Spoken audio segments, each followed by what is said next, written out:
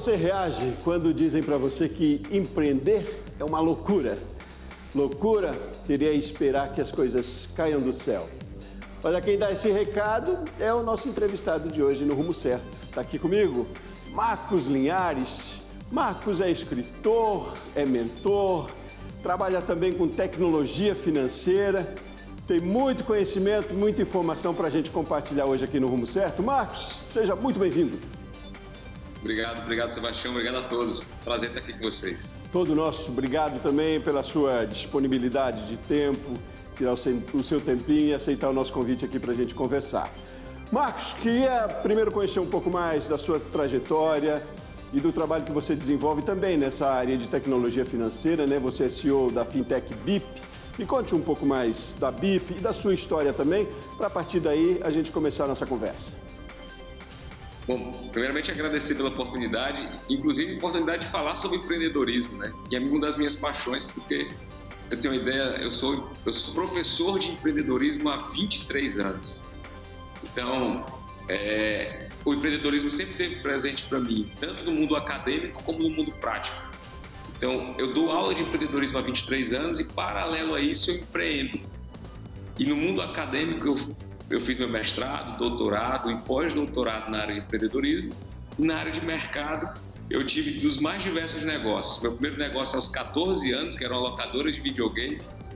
Tive escritório de consultoria, tive casas de show, tive loteria, tive franquias de açaí, até conhecer o mundo da tecnologia, onde eu enveredei para o mundo das startups, né? Tanto no formato acadêmico como mentor. E hoje empreendo com a BIP Tecnologia, uma startup que é uma fintech que trabalha basicamente ajudando micro e pequenos empresários no Brasil a digitalizarem seus processos de venda e também melhorar essa experiência com o cliente deles. Por isso que diz que você tem muito conteúdo pra gente aí, ó, professor, desde 14 anos você empreende, tá na veia isso. E rapaz, eu li uma frase sua e eu trouxe aqui para a abertura do nosso programa, que é esse questionamento, se empreender é mesmo uma loucura, é uma boa loucura? Por que você faz defesa dessa frase, do questionamento dessa frase?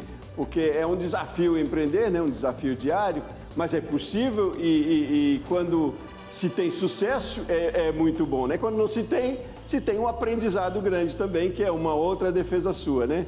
Mas me fale disso, por que você defende que não é uma loucura empreender? Olha como é interessante, Sebastião. Esse termo, ele apareceu durante minha pesquisa de mestrado, quando eu desenvolvi uma metodologia chamada SHOC, o tratamento para o surto empreendedor.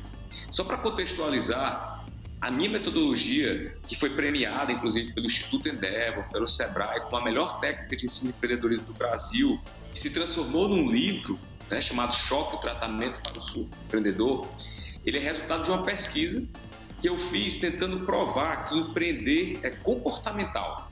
Então, empreender não é abrir um CNPJ. Empreender tem a ver com o seu comportamento baseado em motivações que você tem e que aquilo vai gerar algum impacto na hora de resolver algum problema. Então, você pode ser um empreendedor sendo um servidor público, por exemplo, ou um funcionário. Só que dentro daquele teu trabalho, o teu comportamento é diferente dos demais, ao ponto de que isso pode transbordar para que você possa abrir um negócio. Então a gente primeiro tira a miopia do empreendedorismo, que é que empreender é abrir negócio. E a gente traz para o comportamental. Quando a gente traz para o comportamental, existe um fator que é o fator motivacional. E o que é o fator motivacional? Todos nós temos personalidades e quando a gente recebe estímulos externos, a gente costuma reagir de forma diferente. Nós dois podemos receber o mesmo estímulo, mas eu, Marcos, você, Sebastião, vamos enveredar por caminhos diferentes. E ao enveredar por caminhos diferentes, o empreendedor, ele consegue ter visões que os normais ali não conseguem perceber. E na grande maioria das vezes, e até desafio a você e ao nosso público aqui, pode perguntar a qualquer grande empreendedor se algum dia ele já foi chamado de louco. E aí, quando eu coloquei que de empreendedor e louco todo mundo tem um pouco, e trago o tratamento de choque, eu também trago uma base científica. Você tem uma ideia, no meu mestrado eu estudei o comportamento empreendedor em presidiários e em esquizofrênicos. Porque eu queria mostrar que o empreendedorismo ele é tão comportamental que mesmo a pessoa estando privada da liberdade, ou a pessoa tendo alguns distúrbios, né, ou algumas síndromes da aceleração, por exemplo, que é o caso do pensamento, né, que é o caso do esquizofrênico, ele conseguiria ter um comportamento empreendedor. Isso é um estudo científico, foi meu trabalho de mestrado, e que derivou ao método, e derivou ao livro, e aos prêmios e à metodologia. Então, quando eu falo de empreendedor e louco, todo mundo tem um pouco, eu quero dizer que o empreendedor é aquele sujeito que tem um comportamento de conseguir visualizar coisas além do que as outras pessoas conseguem ver.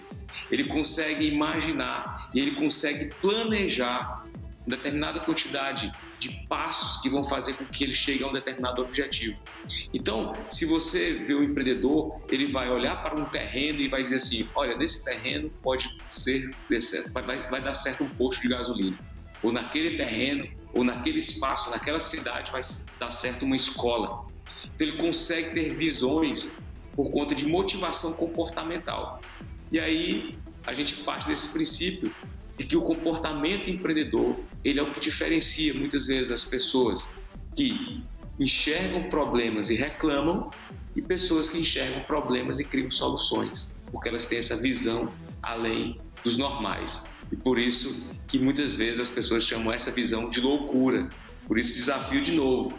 Procure um empreendedor, algum empreendedor que você conheça, para ver se ele não já foi chamado de louco alguma vez. Então, Marcos, mas todo mundo tem um pouco desse comportamento empreendedor? É uma possibilidade de desenvolver. O que falta é desenvolver, mais ou menos por aí, é nato nosso isso? O comportamento empreendedor você pode dividir em algumas categorias. Se a gente for trabalhar nato ou aprendido, a gente vai encontrar os dois tipos de comportamento. Por que o nato? Não é que a pessoa nasce com o empreendedorismo, mas como ele tem um processo comportamental e motivacional que forma a personalidade dele, ele pode carregar com ele uma influência da família, do meio em que ele vive. Eu, por exemplo, passei minha vida inteira dentro de comércio. Então, aos 14 anos, abri uma locadora de videogame para mim, já fazia parte do meu meio familiar. Então, mas quem não nasceu dentro desse meio pode aprender. Ah, Marcos, então todo mundo tem que aprender a empreender? Não, tem gente que não vai querer empreender. Mas se você tiver vontade de empreender, você já vai encontrar escolas de empreendedorismo, livros, métodos, faculdades, cursos superiores na área de empreendedorismo, mestrado, doutorado. O meu doutorado e pós-doutorado, por exemplo, foi feito na área de empreendedorismo e inovação. Esse é um dos primeiros passos. Primeira análise. Segunda análise, você pode ter empreendedorismo na relação entre comportamento e ciência. É muito comum no Brasil, Sebastião, você ter um empreendedor por comportamento. Aquele que muitas vezes ele não passou pela escola, ele não tem ciência, ele não estudou, mas ele chegou a uma oportunidade, ele foi lá e fez. E você tem, além do empreendedor por comportamento, o empreendedor por ciência. Aquele que estuda, conhece o plano de negócio, entende sobre modelagem, entende sobre fazer pesquisa de mercado e executar. E você tem o empreendedor por necessidade e o empreendedor por oportunidade. Pensa comigo, uma pessoa ficou desempregada e ele não consegue arrumar um emprego de imediato, mas ele pensa, eu posso fazer alguma coisa para empreender. O que eu sei fazer? Eu sei pintar camisa, ou eu sei fazer bolo, ou eu sei fazer salgadinho, ou eu sei fazer lanche, sei lá. E ali já começa a empreender pela necessidade.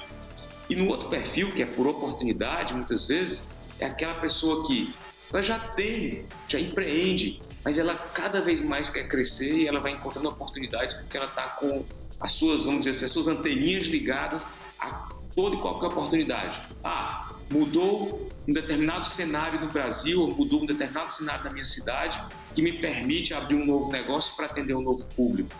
E aí você vê basicamente essas três variações: nato ou aprendido, comportamental ou científico, por necessidade ou por oportunidade. E aí você consegue construir o seu comportamento empreendedor. Então, por isso, todo mundo pode empreender. Basta ele se achar. Não é obrigado. Cada um sabe o seu caminho. Mas você pode empreender, por exemplo, se você for um caixa de supermercado e você só passar as compras, você não está fazendo mais do que seu trabalho. Mas se você for um caixa de supermercado, que você conversa com o gerente, entende um pouco mais sobre o fornecedor, entende mais sobre o comportamento de venda, você pode ser promovido.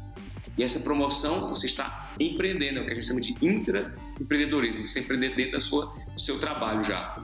Então, olha a quantidade de vertentes que a gente pode viajar no mundo do empreendedorismo e que faz com que o Brasil seja um dos países mais empreendedores do mundo por necessidade, não por oportunidade de ciência. A gente precisa inovar muito nesse processo para fazer o Brasil ter um patamar melhor no mundo de empreendedorismo por oportunidade e por ciência, como acontece hoje nos Estados Unidos, na China, aí parte da Europa, na Alemanha, Barcelona ou Lisboa, já tem muita iniciativa legal desse tipo.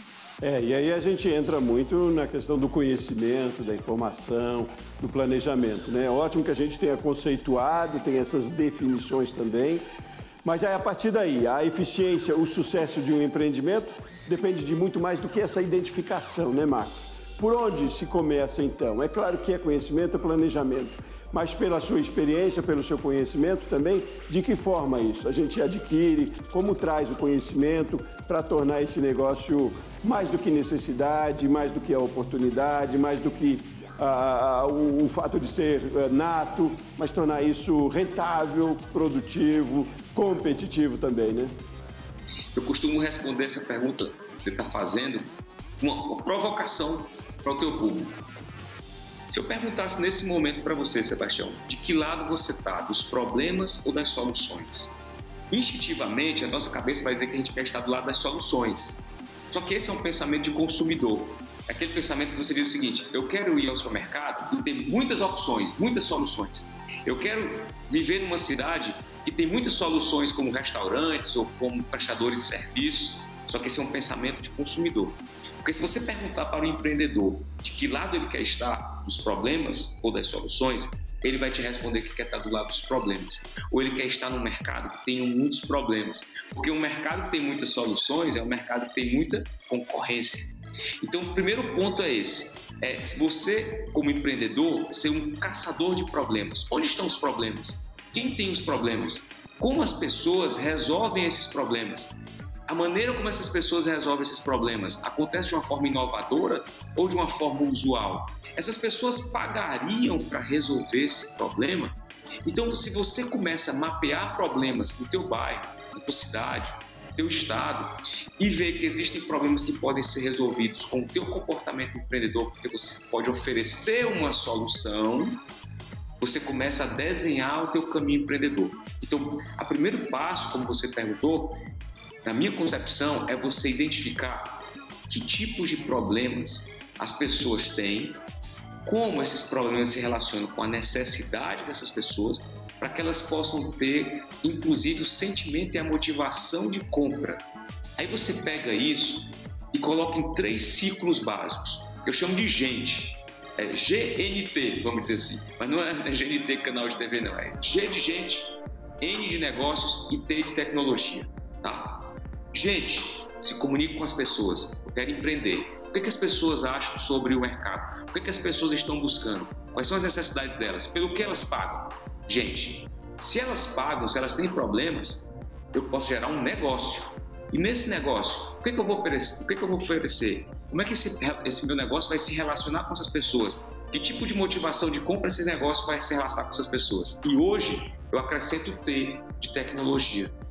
Se você quer se destacar no teu mercado, naquele mercado que você resolveu atuar para resolver o tal problema, se você incluir nele como entender as pessoas, como gerar negócio, se você incluir uma tecnologia, a internet, um aplicativo, ou até mesmo se você vai vender bolo e colocar o teu produto num aplicativo de pedido, aquilo já te dá uma escala.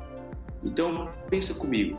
Primeiro passo para começar a empreender, além da questão comportamental, que a gente já falou, e você já ressaltou muito bem, eu tenho que entender de problemas. Porque sabe qual é um dos maiores problemas do empreendedor, Sebastião? É que ele cria soluções para problemas que não existem. 76% dos negócios brasileiros, principalmente na área de startups, morrem em 1 ano porque o empreendedor criou uma solução que veio na cabeça dele, mas quando ele vai para o mercado é impiedoso com ele. O mercado não está nem aí para o planejamento dele. O mercado é orgânico, ele tem vida própria. O empreendedor criou uma solução que ninguém quer, ninguém paga. 76% das startups morrem em menos de 1 ano por causa disso. E aí, o que eu sugiro? Não crie soluções. Entenda problemas primeiro. se relacione com esses problemas, entenda que as pessoas, os negócios e as tecnologias podem te ajudar e gere um negócio para resolver problemas. Então não crie soluções agora, crie uma perspectiva de que problemas existem, se as pessoas pagam por ele, você cria a solução a partir de problemas, né? Um dos grandes problemas do empreendedor, que inclusive é o tratamento do surto do meu livro, né? É ele se apaixonar pela ideia. O surto empreendedor é a paixão pela ideia, ele se apaixona, ele só parece que ele trouxe uma solução que vai salvar o mundo, mas quando ele vai para o mercado não está nem aí para o planejamento dele. O mercado é cruel, tá? Então, o empreendedor tem que ser muito bem capacitado, mas também muito bem engajado em solução de problemas, em buscar os problemas para criar soluções, e não criar uma solução para jogar no mercado achando que existe um problema. É de lá para cá o caminho, né? Não é daqui para lá, né? É muito curiosa essa visão mesmo. E problemas também, quando a gente trata, eu imagino, você me corrige se não, mas é de uma forma bem abrangente, né? Porque não precisa ser um problema literalmente, né? Mas é uma solução para uma deficiência, talvez, numa cidade que não tenha... Tratando de cultura, por exemplo, pode não ser considerado um problema, não ter, enfim, shows, mas se você criar uma solução e, né, enfim, que também coloque isso à disposição, proporcione para as pessoas, se ali houver uma demanda para isso, é uma solução de problemas também, não é? Mais ou menos por aí essa linha? Olha como é interessante que você falou. Você trouxe agora na sua fala um conceito de problema sensacional. E é o problema que geralmente não necessariamente é um problema de uma dor, mas é um problema e é uma situação que faz falta. Então, quando você fala assim, uma cidade que talvez não tenha uma atração turística ou uma opção cultural, você enxerga aquilo como algo que vai completar as pessoas. E se você entregar algo que complete as pessoas, você vai entregar a solução de um problema que muitas vezes é um problema que ela nem percebeu, mas é um problema. Eu sou formado em administração e na época que eu fazia administração, me ensinaram o seguinte, para o administrador, para o empreendedor, o problema nem sempre é um problema. O problema pode ser uma situação.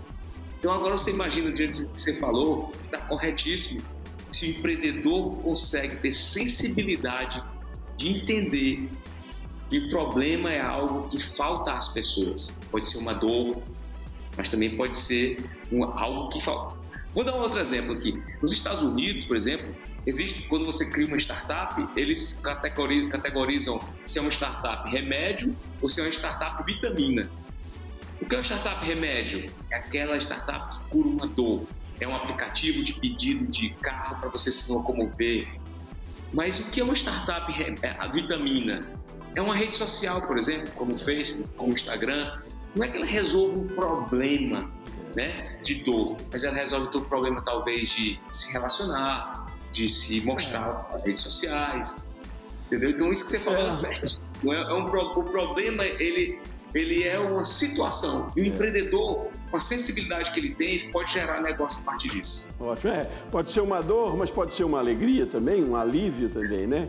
Marcos, vamos continuar nessa conversa, quero entrar para uma questão mais tecnologia e questão financeira também. Quero que você me dê uma outra visão também com esses outros temas, tá bom? Vamos fazer um intervalo rapidinho, sugiro que você aguarde aí para a gente avançar nessa conversa no próximo bloco então, tá bom? Você de casa também, continue com a gente que o Rumo Certo volta já já.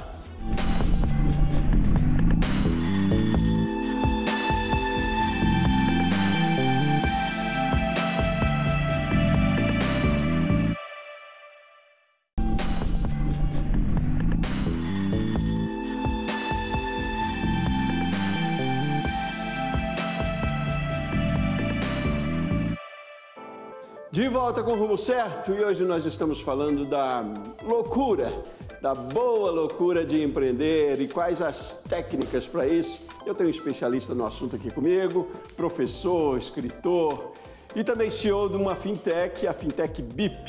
Está lá no Piauí, em Teresina, falando comigo, Marcos Linhares. Marcos, vamos continuar nessa conversa, a gente fez quase que uma definição, uma conceituação aí no primeiro bloco, né? Falando das modalidades de empreendedores, do desafio que é. e tem desafios que tem facilitadores também, como a gente tem a tecnologia hoje para facilitar, de certa forma, de alguma maneira, né? Mas como a gente pode trazer, então, a tecnologia para trabalhar o nosso potencial de empreendedor, de que maneira, e de uma questão financeira, que é o importante no final das contas também, né? Queria que você me falasse a partir do trabalho que você desenvolve na BIP também, que é a sua fintech, né? Me conta aí. Bom, eu acho que a princípio, a gente falar de tecnologia hoje é falar de algo que está muito presente com a gente, né? E quando se fala nisso, a gente passou por um processo de digitalização das coisas ao longo dos últimos 20 anos. É tanto que a gente tem chamado isso aqui no nosso mundo científico, né, de uma revolução pós-digital. Não é nem mais digital. A revolução digital ela aconteceu ali por volta de 1995, quando a internet chegou nas nossas casas. Então a gente saiu do analógico, né, para o digital. A gente deixava de ler um jornal impresso para ler notícias em portais.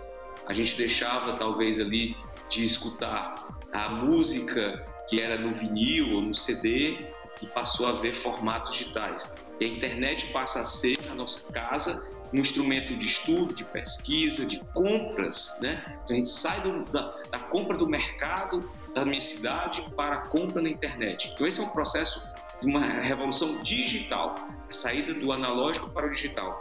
Mas olha como é interessante, em menos de 20 anos depois a gente saiu do digital para o que se chamou de pós-digital, que foi o fato de essa tecnologia estar agora aqui, ó, na palma da nossa mão. A gente tem na palma da nossa mão o centímetro quadrado mais valioso do mundo, que é o celular. O fato da criação do smartphone, os aplicativos, da internet das coisas e da internet nas nuvens, fez com que o mundo pós-digital aparecesse. E a gente anda com a internet no nosso bolso e ela funciona de forma intuitiva. Sebastião, na minha época, quando a internet chegou, a gente tinha que discar a internet geralmente depois da meia-noite. Hoje é tão intuitivo que eu pego o celular e já estou na internet, né? Já faz parte do meu comportamento. Eu acesso um aplicativo intuitivamente. Então, o primeiro ponto que a gente tem que destacar é isso. É que a tecnologia ela foi criada como meio e como fim, dependendo do seu objetivo, mas com o objetivo geral de melhorar a vida da gente. Desde o momento que a tecnologia pode ter sido considerada cozinhar o alimento, ou a criação da roda, ou a possível criação da inteligência artificial que vai surgir daqui a 20 anos. Não importa qual é a tecnologia, porque nós, como seres humanos, somos seres evolutivos, a gente gosta do que vem pela frente, a gente gosta do que melhora na nossa vida. E no mundo dos negócios não é diferente.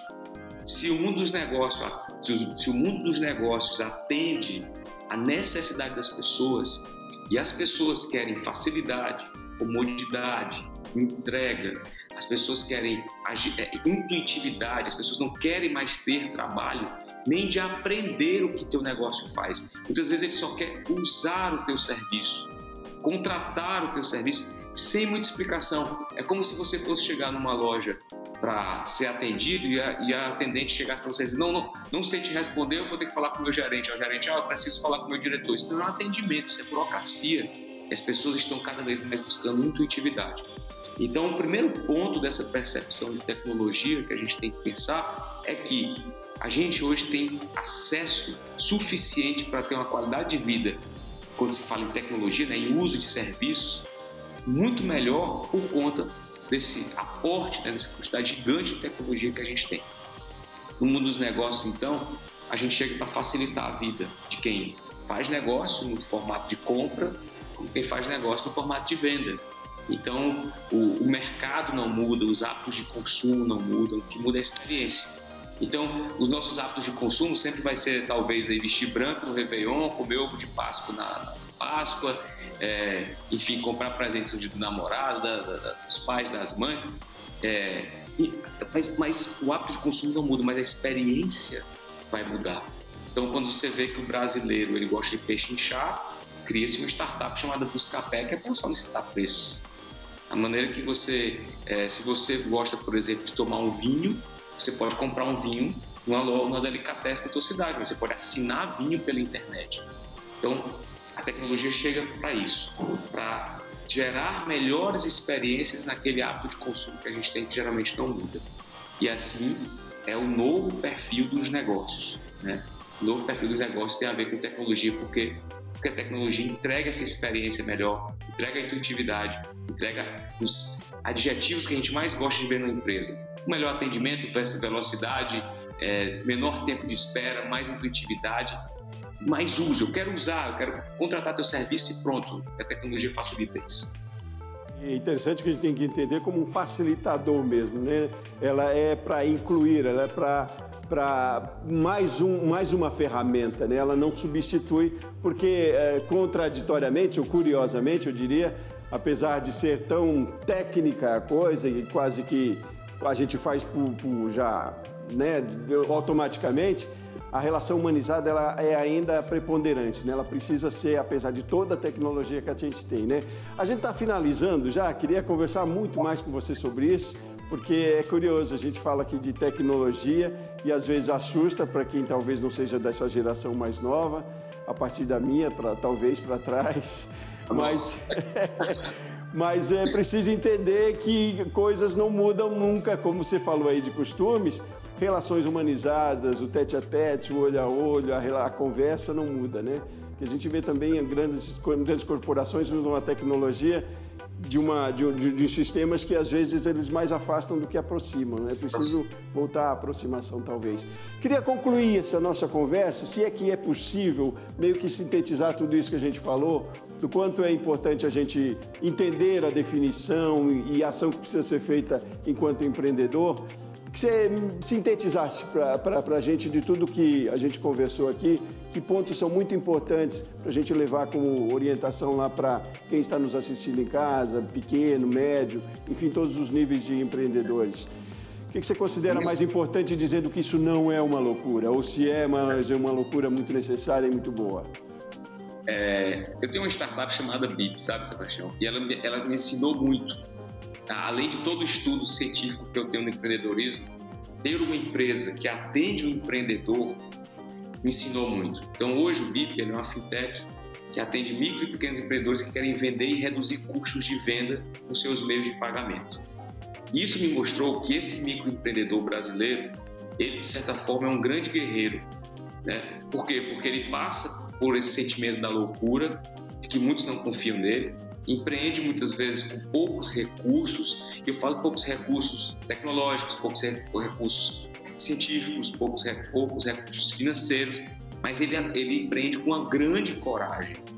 E hoje, os clientes que a gente atende, a gente tem clientes hoje em 22 estados do Brasil, todos micro e pequenas empresas, que estão ali no dia a dia tentando reduzir seus custos de operação e de venda com a nossa tecnologia. A gente percebe que esses empreendedores transformam o Brasil, eles movimentam o Brasil e eles estão sedentos por mais aprendizagem, eles estão sedentos por mais tecnologia, eles estão sedentos por mais relacionamento com o seu cliente, por aprender mais. Isso tem me fortalecido muito também como cientista, como professor e como empreendedor, vendo a minha empresa, que é o BIP, né, ajudando muito esses empreendedores lá na ponta. E o recado que eu costumo dizer é que assim, existe no empreendedorismo uma série de frases, uma série de pensamentos que deixam aquelas pessoas que são apaixonadas pelos gurus, né, com um monte de frase feita na cabeça, mas pouca ação. E eu acho que o empreendedorismo, por ser comportamental, ele necessita de ação. Então, qualquer pessoa que esteja nos assistindo hoje, que tenha aí na cabeça uma ideia, ou que tenha a percepção de um problema que pode ser resolvido, mesmo sem que ele tenha recurso financeiro, recurso científico, recurso tecnológico, que ele busque alternativas para conseguir o mínimo possível de algum recurso desse para começar. E começar da maneira mais correta possível, que é o quê? Estudando realmente aquilo que ele está querendo desempenhar para solucionar o problema de alguém. Então, entenda o problema. E tem uma coisa que eu costumo dizer muito para os meus alunos, que é o seguinte, vamos sabotar as certezas. A gente tem muita certeza, a gente acha que qualquer coisa que a gente for fazer vai logo de cara dar certo. Não, o caminho do empreendedor, ele é tortuoso, ele é difícil, não existe nada fácil. O dinheiro não vem fácil, o cliente não vem fácil, o sucesso não vem fácil, o crescimento não vem fácil. Então, quando eu falo da ação, é que o empreendedor realmente é aquele que ele tem a ideia, ele identifica o problema, ele pode ir atrás desses recursos, mas ele não pode parar, ele tem que tentar. E se ele resolver parar, que seja porque ele identificou um plano de negócio, um modelo de negócio que era inviável, que não faz sentido. Porque não existe aquela possibilidade, não, tem muita gente que diz, né, não desista nunca. Você pode desistir se você achar que não é viável, não vai ficar correndo atrás de algo inviável. E a grande cabeça do empreendedor é que ela não vai cansar. Se a cabeça dele vai por um caminho que ele identifica que não dá, ali ele muda a trajetória, ele muda a rota, ele acha, ele vai, porque ele sabe que o importante é não parar, desde que ele consiga perceber realmente essas oportunidades. Certo. É tentar de novo, como diria Raul Seixas já, né? Tente outra vez. Tente outra vez. Professor Marcos Linhares, muitíssimo obrigado pela sua participação, por compartilhar tanto conhecimento aqui com a gente, de uma forma tão fluida, tão interessante. Obrigado mesmo, foi um prazer conversar com você. Volte sempre aqui com a gente no Rumo Certo. Nossos estúdios estão abertos. Um abraço grande para você, Marcos. Obrigado de coração, sucesso a todos. Um grande abraço. Muito bem, muito obrigado a você de casa que acompanhou o Rumo Certo de hoje, também aqui com a gente. Eu volto no próximo programa. Um abraço grande, até mais.